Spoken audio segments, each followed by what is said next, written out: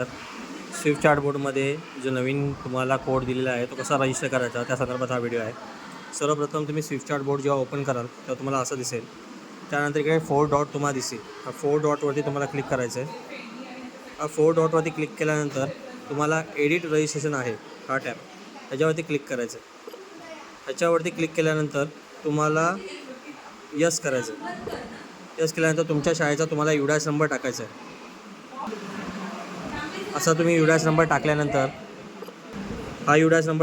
तुम्हाला तुमच्या शाळेची माहिती दिसेल. ही माहिती बरोबर असेल तुम्ही होय म्हणून लिहा. त्यानंतर तुम्ही तुमच्या जो कोड आहे तो कोड तिकडे टाकायचा आहे. जो कोड तुमच्या युडासमध्ये आहे टीपीने स्टार्ट होतो तो जो कोड तुम्ही तिकडे घ्यायचा आहे आणि त्याच्यापुढे BMC तुम्हाला ॲड करायचं आहे. अशा प्रकारे आता तुम्हाला दाखवतो त्याप्रकारे तुम्ही कोड एंटर करा.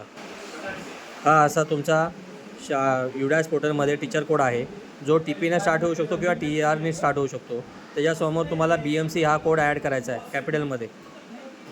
ह्याला टाकल्यानंतर तुम्हाला तुमचं नाव आणि माहिती दिसेल. ती जर बरोबर असेल तर तिकडे यस करा आणि त्यानंतर तुम्ही तुमच्या स्विफ्ट चार्ट बोर्डमध्ये एंट्री करून जाता. त्यानंतर विद्यार्थी उपस्थिती नोंद करण्यासाठी खाली दिलेल्या विद्यार्थी उपस्थिती नोंदवरती क्लिक करा.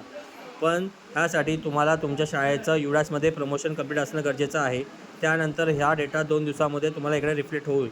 त्यामुळे ज्या शाळांचं युडासचं प्रमोशन फायनलाइज झालं असेल त्यांना स्विफ्ट चार्ट बोर्डमध्ये विद्यार्थी उपस्थितीची नोंद करता येईल. धन्यवाद.